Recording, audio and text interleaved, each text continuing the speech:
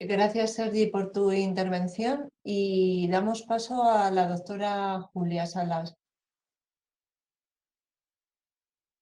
Bueno, buenos días a todos. De entrada, primero de todo, bueno, muchas gracias por la invitación. Creemos que es muy importante poder participar en jornadas como esta y aprender un poco entre todos. Y nada, nosotros nos invitaron, ¿no? Un poco para poder mm, explicar, ¿no? También nuestra experiencia desde el punto de vista clínico y del paciente, ¿no? De lo que supuso participar en un proyecto con Sergi, con su grupo, ¿no? Y conjunto con otros hospitales. Y os queríamos transmitir un poco esto y a través de unos cuantos ejemplos de casos clínicos que pudimos resolver gracias al proyecto. Voy a intentar compartir la presentación.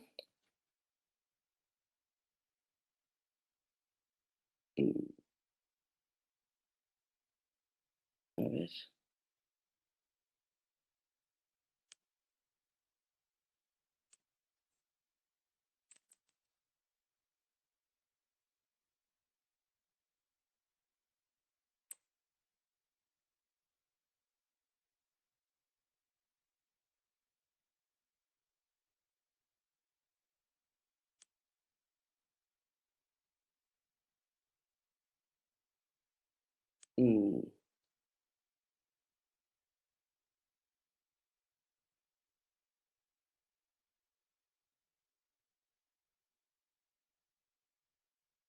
A ver, perdonad.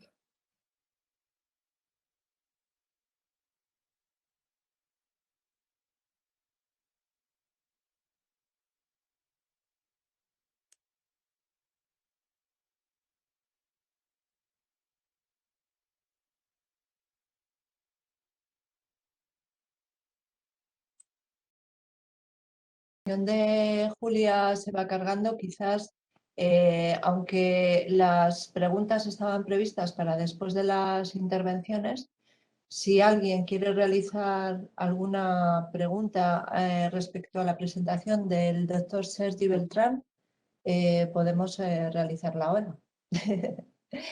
Me Ha parece sido bien. una presentación muy interesante y muy provechosa. Yo creo que es información de gran relevancia para todos los pacientes con enfermedad rara y que se están haciendo grandes avances en el tema de la búsqueda del diagnóstico.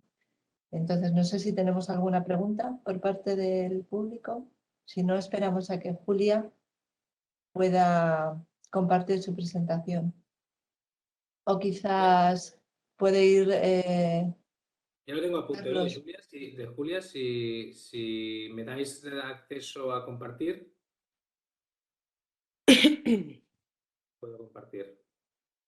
El técnico me tiene que dar permiso para compartir a mí. Ahora. Vale. Ok, tendríais que verlo ya. Sí, ya se ve, ya se ve. Vale, pues Julia, si me vas diciendo siguiente, yo las iré pasando, ¿vale? Vale, perfecto. Bueno, Gracias, perdón, Sergi. por los problemas técnicos.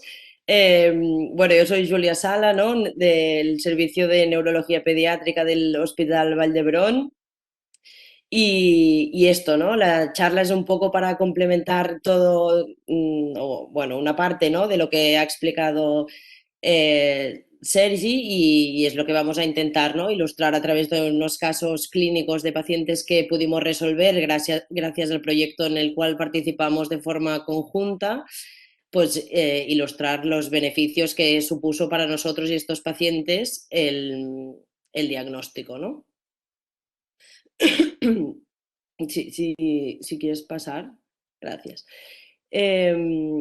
Bueno, y esto es un poco lo que nos pasa, ¿no? Que cada enfermedad minoritaria en su conjunto, ¿no? Afecta por definición, de hecho, ¿no? A muy pocos pacientes, pero en el global es esto, ¿no? Esto que hemos comentado, hay más de 7.000 entidades, ¿no? Que se consideran enfermedades raras y van saliendo cada vez más.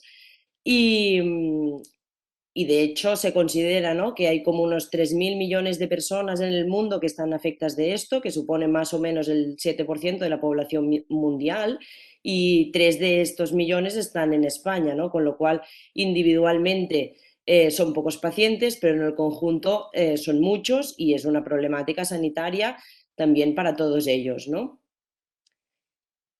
Sí, siguiente. Esto es lo que comentábamos. Y un poco para contextualizar, ¿no?, el Hospital Vall d'Hebron, nosotros trabajamos en el área del materno-infantil, es un hospital de tercer nivel, es un centro de referencia para muchas enfermedades diferentes, la mayoría de ellas también enfermedades raras, y desde el servicio de neurología pediátrica, ¿no?, vemos muchos pacientes con enfermedades muy graves, muchos de ellos afectos también de enfermedades minoritarias, que muchos de ellos empiezan también, tienen un inicio muy, muy precoz, que en este momento, sobre todo cuando el paciente es muy pequeño, el pronóstico es muy incierto, y en la grandísima mayoría de ellas, en nuestro caso, son enfermedades de origen genético, ¿no? El objetivo un poco que tenemos nosotros es poder llegar a un diagnóstico rápido de cara al tratamiento, al pronóstico y para poder ayudar un poco en la situación que normalmente es de mucha gravedad. A pesar de esto, ¿no?, y de la importancia de obtener este diagnóstico rápido, no fue hasta 2018, ¿no?, hace 4 años escasos, que tuvimos implementada la técnica del NGS, ¿no?, que es esta técnica a partir de la cual podemos hacer la secuenciación masiva de datos genéticos en la práctica clínica, ¿no? Hasta entonces fue todo en contexto de investigación, un poco para podernos situar en el contexto donde pasó. Uy, se ha dejado de compartir, creo.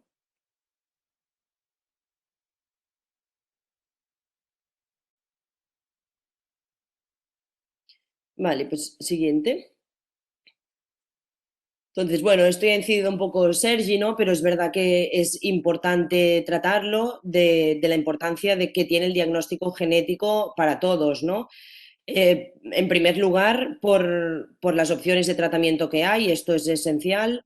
Es verdad que ahora mismo el tratamiento curativo es muy, muy escaso, pero hay. Y si no tenemos otro tipo de tratamientos, ¿no?, que en algunos casos, sobre todo en las enfermedades metabólicas, luego vamos a ver un ejemplo, hay tratamientos que son estabilizadores de la enfermedad, que evitan la progresión o las descompensaciones. Hay otro tipo de terapias que son más sintomáticas o funcionales, pero que muchas de ellas dependen de poder haber obtenido un diagnóstico genético previo. Es trascendental tener el diagnóstico genético para poder informar del pronóstico y prevenir también la morbimortalidad asociada que puede haber, ¿no?, en un diagnóstico genético de expresión de la enfermedad que en un momento podemos no estar viendo, pero puede aparecer más adelante. Y evidentemente también evita o puede evitar exploraciones o intervenciones sobre el paciente que sean innecesarias una vez obtenido el diagnóstico. Esto va en relación también al coste, ¿no?, que supone el ahorro, si queréis, sanitario, que puede suponer tener un diagnóstico genético, aunque las pruebas para realizarlo iniciales parecerían, ¿no?, tener un coste un poco más alto.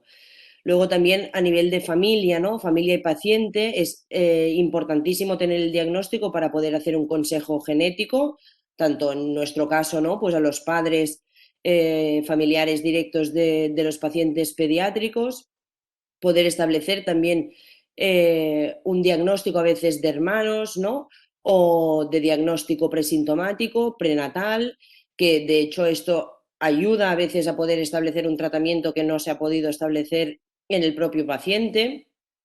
Y obtener un diagnóstico en la mayoría de los casos ayuda a reducir la ansiedad del paciente, de la familia, del no saber qué es lo que está pasando, ¿no? Siguiente.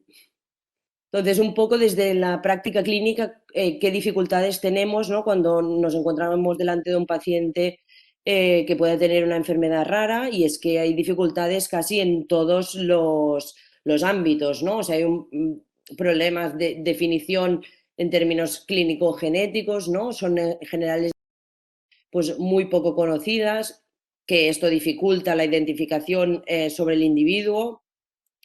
hay problemas porque hay muchas enfermedades raras que aún no están definidas a nivel genético y por otro lado hay una alta heterogenicidad fenotípica y genética entre ellas, ¿no?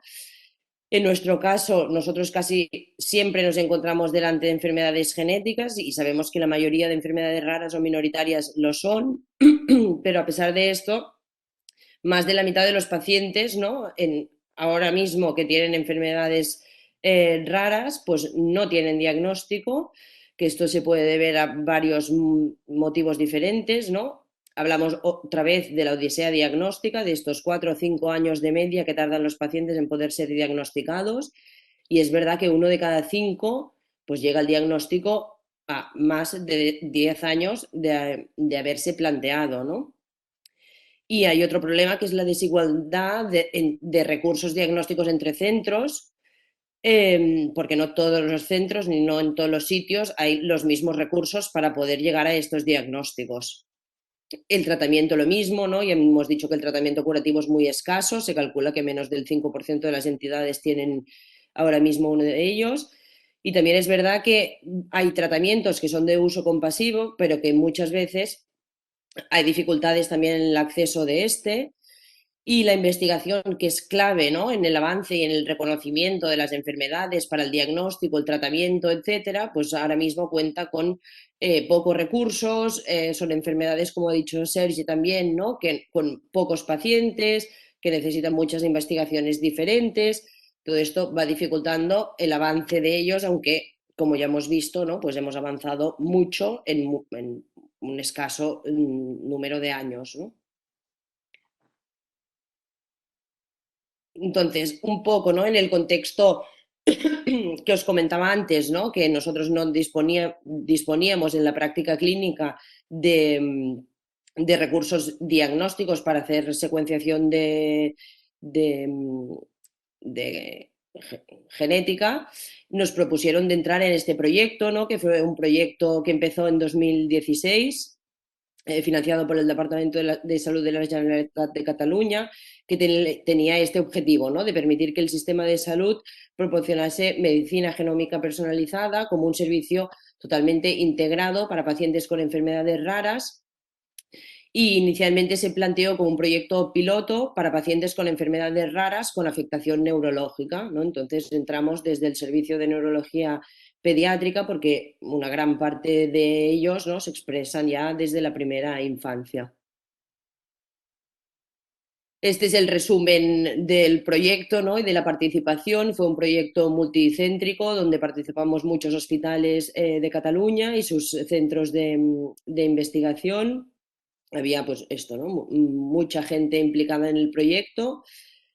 Y ahora en la siguiente diapositiva os explicaremos un poco cómo funcionaba el flujo, que es parecido, ¿no? De hecho, esto es como un proyecto un poco ¿no? inicial de lo que después han sido todos los demás proyectos. Esto Sergi ya me corregirá si no es así, pero tiene un poco la misma base, ¿no? Se hizo de entrada una selección de pacientes, se propusieron muchos pacientes para entrar, había un filtrado inicial de qué pacientes podrían entrar, se introducían en plataformas parecidas, ¿no? A lo que nos ha mostrado antes Sergi en los proyectos actuales, donde se entraban todos datos clínicos, de fenotipado, de exploraciones complementarias y los que tenían datos genéticos también. Se priorizaron diferentes tipos de pacientes, ¿no? En base a varios criterios. Los que ya tenían estudios previos se reanalizaron, ¿no? Y a partir de aquí ya se pudieron sacar varios diagnósticos. Los que no, se extendieron diferentes estudios genéticos para intentar llegar a ello. Y a partir de aquí, pues tuvimos muchísimos tipos de datos diferentes, de análisis, etcétera, ¿no? Y esto es un poco lo que vamos a intentar ilustrar a partir de estos ejemplos que os voy a presentar a continuación. Y esto es, ¿no? Vamos a explicaros 4 ejemplos de casos que se han podido resolver a través de este proyecto, ¿no? Y un poco lo que nosotros hemos podido aprender de ellos. El primer caso es una mujer no podremos ver los vídeos, que ahora tiene 23 años. Es una paciente que ya conocimos desde los primeros meses de vida, con una ataxia congénita, con un trastorno de movimiento, ¿no? Que además añadía un retraso global del desarrollo, con una afectación motriz predominantemente, pero también en la esfera cognitiva. Y durante los primeros años de vida ya se hicieron múltiples estudios, ¿no? De metabólicos, de resonancia, algún genético que podíamos tener en ese momento que fueran normales, incluso pruebas terapéuticas para alguna ataxia tratable que también fue negativo. Esta paciente fue progresando. En 2013, cuando tenía 13 años, se hizo el primer estudio genético, que ya fue en contexto de investigación, y se hizo un exoma completo con un resultado de un primer análisis negativo. Durante el tiempo, ¿no? Vimos que apareció una atrofia vermiana en el cerebelo que no había tenido en las etapas iniciales, y luego, siguiente, ya pudimos analizar, ¿no? A través de la entrada en este proyecto, cuando esta paciente tenía 19 años, se hizo el reanálisis de este primer estudio y ahí se encontró una mutación patogénica, una homocigota, en el gen SLC39A8. Este gen, si podemos pasar. Este gen codifica por un transportador de zinc y manganeso cerebral, forma parte de los trastornos de glicosilación de proteínas, y el fenotipo que da es una ataxia cerebelosa vermiana progresiva con una discapacidad intelectual leve o moderada, que es lo que tenía nuestra paciente. Y aquí, ¿qué es lo que pasó, no? Pues que este gen, esta enfermedad se describió por primera vez en 2015, con lo cual era imposible de haberla podido diagnosticar en el primer estudio que hicimos, ¿no? Y este caso nos ilustra un poco la importancia de poder reanalizar los datos, ¿no? Que ya ha insistido Sergi también, justamente por esto, ¿no? Porque a veces las enfermedades no han estado aún descritas, y es importante de no dejar estos pacientes sin diagnóstico cuando se pueden beneficiar, ¿no? de todo el avance de diagnóstico también, ¿no? Pues, es un ejemplo de este 20% de pacientes que tardan más de 10 años en estar diagnosticados, ¿no? De hecho, tardó hasta 19 años hasta poder llegar al diagnóstico. El siguiente caso son dos hermanas que son gemelas, las dos afectadas de la misma enfermedad, con una epilepsia refractaria y un retraso global muy grave. Son dos hermanas que ya empezaron con crisis en los a los 2 meses de edad. Primero se presentaron con espasmos infantiles y luego ahora mismo están en una situación de tener incontables crisis clónicas, mioclónicas, multifocales, diarias, que es una pena porque estaba el vídeo, ¿no? Para poder verlo.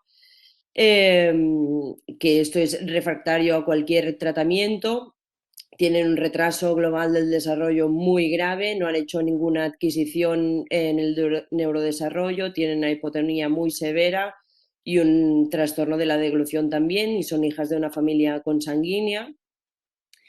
Estas niñas se estuvieron estudiando desde muy al principio, con resonancias normales, estudios metabólicos normales, un primer abordaje con un array normal, y en un primer abordaje del estudio de exoma también fue normal, ¿no? Entonces, dentro del mismo proyecto pudimos aprender, la siguiente, esto, ¿no? Que con diferentes tipos de análisis, en este caso, ¿no? El análisis de variación en número de copias, no solo mirando las mutaciones puntuales, pues en ellas encontramos una deleción homocigota de los exones 3 y 4 en el gen de la complexina 1. Siguiente. La complexina 1 es una proteína que regula la fusión de la vesícula sináptica, dando estabilidad al complejo proteico SNER. Este complejo es esencial en el proceso de fusión de la vesícula sináptica y de la cascada de liberación de neurotransmisores para una correcta sinapsis, y que es lo que está impedido cuando hay una mutación que afecta al gen. El fenotipo que tienen todos estos pacientes es muy similar, cursan con una epilepsia migratoria de la infancia, con una encefalopatía mioclónica muy grave, con un retraso también muy grave, una discapacidad y unas anomalías craneofaciales en algunos de estos pacientes. Estas dos hermanas estuvieron 3 años hasta el diagnóstico, ¿no? Y este caso era un poco ilustrativo de cómo necesitamos abordar los datos genéticos desde muchos tipos de análisis diferentes. Y de hecho en esta familia se pudo hacer, ¿no? Como eran variantes heredadas de cada uno de los progenitores que eran portadores, se pudo hacer un consejo genético para gestaciones futuras, ¿no? Para evitar una situación similar de tantísima gravedad. El siguiente caso, ¿no? Es otra niña que ahora tiene 7 años, en una situación similar, que debutó con una epilepsia refractaria y neonatal y afecta también de un retraso global del desarrollo. Esta paciente ya empieza con crisis epilépticas clínicas desde las 2 horas de vida. Esto normalmente traduce una enfermedad genética, si se encuentra, como fue el caso, ¿no? Anomalías en la estructura cerebral. Entonces, ya en esta línea, desde muy pronto se hizo un extenso estudio que fue negativo. Se hizo una prueba terapéutica para epilepsias tratables con piridoxina, que no obtuvo respuesta. Siguiente. Y durante la evolución, esta paciente estuvo en esta situación de epilepsia refractaria, retraso global. Hasta los 3 años no había lenguaje, no había marcha autónoma. Fue sufriendo muchísimos ingresos hospitalarios en la UCI por estatus ultra refractarios. Estuvo tratada con muchísimas combinaciones de fármacos diferentes que no evitaban tampoco la situación. Y durante la participación, ¿no? en este proyecto se pudo hacer la secuenciación genética. Siguiente.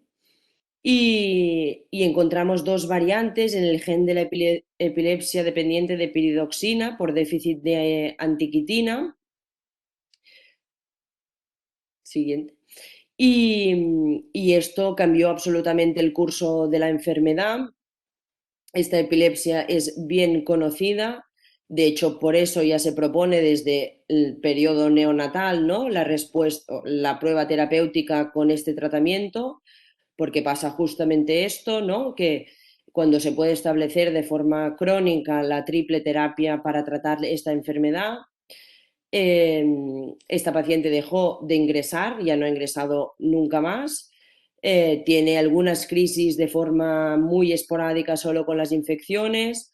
Se han retirado todos excepto un fármaco antiepiléptico y hemos visto, de hecho, una clara mejoría en el neurodesarrollo a todos los niveles de lenguaje, comprensión, motor. Y 3 años y medio, ¿no? Ha tardado hasta el diagnóstico, y esto nos da, es un ejemplo muy gráfico de la importancia del diagnóstico en las enfermedades tratables, ¿no? La epilepsia dependiente de piridoxina es una entidad muy conocida. A pesar de esto, es una enfermedad minoritaria, ¿no? Se describió ya por primera vez en 1954. Es una epilepsia refractaria de inicio neonatal, el fenotipo clásico, pero es verdad que a medida que hemos ido avanzando, ¿no? en el conocimiento, hemos visto que también hay formas de debut en el lactante o en el niño más mayor, incluso en el adulto. y asocia un retraso global del desarrollo en grado variable y puede asociar también trastornos del movimiento o alteraciones conductuales. La enfermedad viene dada por un problema en la degradación de la vía de la lisina y la piridoxina, ¿no?, que es esta vitamina, es el cofactor para para que la enzima funcione, ¿no?, y la vía pueda funcionar. Cuando no esto no es así, porque hay una alteración, ¿no?, genética en el gen que impide su funcionamiento, se desarrolla este fenotipo. Esta es una de estas epilepsias o enfermedades tratables, ¿no? Que no solo con la sustitución de la piridoxina, sino también por tal y como está afectada la vía metabólica, la suplementación con arginina, el tratamiento con una dieta restringida en lisina. Esto ya se ha visto desde hace años que mejora el outcome, ¿no?, o el resultado a nivel de neurodesarrollo. Y esto es, de hecho, lo que pasó en esta paciente cuando se pudo empezar y mantener el tratamiento, ¿no? Y este es un gráfico ejemplo de la identificación y tratamiento precoz de la enfermedad que cambia el pronóstico neurológico de forma muy evidente. Y es una entidad en la que pensamos en ella siempre cuando tenemos una epilepsia refractaria de inicio precoz. Y este es el cuarto ejemplo, que es un niño que ahora tiene 5 años, es un niño que fue prematuro tardío y empezó también con una epilepsia, ¿no?, de debut infantil entre la segunda y la tercera semana de vida, que ha ido cursando con descompensaciones, ¿no?, descompensaciones graves que han hecho que ingrese en 2 ocasiones con todo lo que comporta, ¿no?, ingresar en la UCI pediátrica. Además, asocia una encefalopatía del desarrollo con una tetraparesia muy importante, con escaso control cefálico, poco contacto visual. En la resonancia apreciamos una hipomielinización cerebral, que no hay muchas entidades, ¿no?, que cursen con ella, con lo cual de entrada parecía un diagnóstico no muy complejo.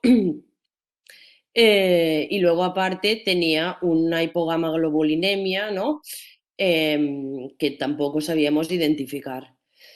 Se hizo un primer estudio con exoma completo dentro del proyecto que fue negativo y luego estuvimos rebuscando, ¿no?, un poco dentro de los datos genéticos y se encontró una variante homocigota que genéticamente podía alterar la función del gen en el gen PI4K. Este gen en ese momento no tenía patología o enfermedad asociada, pero vimos que, que la proteína que codificaba, ¿no?, se expresaba de forma mayoritaria en el cerebro y había algunos reports de modelos animales que la alteración de este gen causaba un cuadro de hipomielinización, ¿no?, con lo cual nos pareció un buen candidato a poder ser causante de la enfermedad, aunque no estuviera descrita. Y en ese momento nos contactaron también desde el IDIVELL, que era otro centro participante, ¿no?, del proyecto, siguiente, que tenían un paciente que ellos habían introducido también por su parte con un cuadro clínico muy similar y mutaciones en el mismo gen, ¿no? Entonces aquí ya empezaba a coger un poco más de peso y a partir de aquí se consideró como un buen candidato para poder ser causante de esta enfermedad a través de esta plataforma, ¿no?, que ha hablado Sergi también, del Matchmaker Exchange. Se introdujeron estos 2 pacientes, el fenotipo clínico que tenían, ¿no?, y a través de la plataforma, que es esta plataforma online para compartir datos fenotípicos, ¿no?, y genéticos, con el objetivo de encontrar esto, ¿no?, pues otros pacientes que tengan o la misma alteración genética, el mismo fenotipo, y esto es lo que pasó. Siguiente, que a través de esta plataforma aparecieron 8 pacientes más con fenotipos muy parecidos y alteración en el mismo gen. Siguiente. Esto se centralizó en el IDIVELL, se hicieron allí todo de estudios funcionales, ¿no?, para intentar demostrar la causalidad del gen, ¿no? Como gen causante de esta enfermedad, y es lo que pasó, ¿no? Y a raíz de esto, siguiente, se pudo hacer esta publicación en octubre del año pasado, ¿no? Donde se describía por primera vez esta entidad, que es un síndrome de alteración en el neurodesarrollo, ¿no? Que cursaba con esta leucodistrofia hipomielinizante. De los 10 pacientes, ¿no?, que se pudieron encontrar, vimos esto, que cursaban con una hipomielinización o un retraso de la mielinización. Todos tenían una tetraparesia, o bien espástica o hipotónica, un retraso grave y una epilepsia que cursaba en la mayoría de los casos, igual que la de nuestro paciente, ¿no? Y unos meses más tarde, en diciembre del mismo año, siguiente, se publicó en la misma revista, publicado por otro grupo, otra descripción de un número parecido de pacientes, donde además del fenotipo neurológico, ¿no?, también incidían un poco en la implicación intestinal o inmunológica del paciente, que de hecho también es lo que tenía el nuestro. Y este niño estuvo 3 años hasta poder llegar al diagnóstico, y esto es para ilustrar un poco, ¿no?, la importancia de seguir buscando e investigando cuando los resultados pues parecen de entrada negativos o poco prometedores, ¿no? Y un poco para terminar, este es un ejemplo un poco gráfico, ¿no?, de lo que está pasando desde esto, ¿no?, 2014, más o menos, donde se ha ido implementando progresivamente la secuenciación masiva, ¿no?, en muchísimos más centros. Se han podido, gracias a esto, ¿no?, al reanálisis, a la compartición de datos, ir descubriendo nuevas enfermedades. De hecho, desde entonces, ¿no?, se calcula que más o menos se están descubriendo unos 260, 70 genes anuales, y se calcula que de media, de cada 28 o 30 exomas que se analizan, de estos 30, ¿no?, vamos a encontrar un gen nuevo cada vez. Y ya para terminar, ¿no?, un poco para incidir en los mensajes que hemos intentado trasladaros, pues esto, ¿no?, insistir mucho en el reanálisis de datos de los pacientes que son negativos, insistir en el diferente abordaje, ¿no?, en el análisis de estos datos, tener mucho en cuenta las enfermedades tratables, porque gracias al diagnóstico y a establecer el tratamiento correcto podremos cambiar la evolución natural de la enfermedad sin ellos, y la importancia y la relevancia de compartir los datos y el contacto con otros grupos, ¿no?, que es lo que están haciendo desde el grupo del CENAC. Y a más sepamos de las enfermedades, más cerca estaremos del tratamiento, que al final es donde todos queremos llegar, ¿no? Y con esto ya termino. Muchas gracias también de todo el grupo para invitarnos a la charla, y cualquier pregunta, cuestión que os podamos intentar resolver es lo que haremos. Gracias, Julia, por tu presentación. Veo que en el chat sí que tenemos una pregunta. Yo creo que va dirigida al doctor Sergi en este caso, pero bueno, vosotros nos diréis. El tema es el siguiente. Es una mamá que tiene una niña con una enfermedad llamada síndrome Pierpont, mutación del gen TBL1XR1, y nos pregunta si hay alguna información al respecto en este sentido, relacionado con lo que habéis planteado, con lo que nos habéis presentado. Hola, pues yo ahora sí, ahora mismo no sabría responder la pregunta, ¿no? Creo que lo que quiere saber es si hay más pacientes con mutaciones en este gen, exactamente. No sé si le podéis también No dar sé si nos puede ampliar su pregunta la persona que lo ha realizado a través del chat.